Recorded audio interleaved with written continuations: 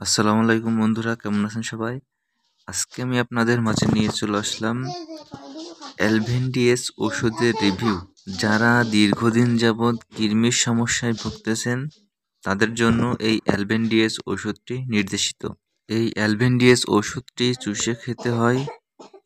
একটি ওষুধ খাওয়ার 1 সপ্তাহ পরে আরেকটি ওষুধ খেতে হয় এবং এই অ্যালভেন্ডিএস ঔষধের কিছু পার্শ্ব প্রতিক্রিয়া আছে, যেমন তলপেটে ক্ষণস্থায়ী ব্যথা হতে পারে, বমি বমি ভাব হতে পারে, মাথা ঘুরতে পারে, অ্যালার্জির সমস্যা হতে পারে।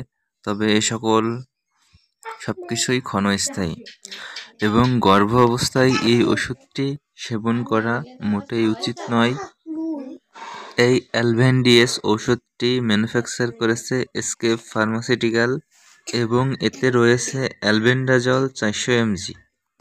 আপনাদেরকে আবারও বলি, এই অ্যালবেন্ডিএস ঔষধটি মূলত কৃমির চিকিৎসায় ব্যবহৃত হয়ে থাকে।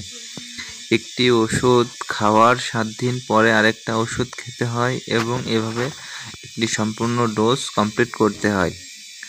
তো বন্ধুরা, ধন্যবাদ সকলকে। সুস্থ থাকবেন, দোয়া রইল।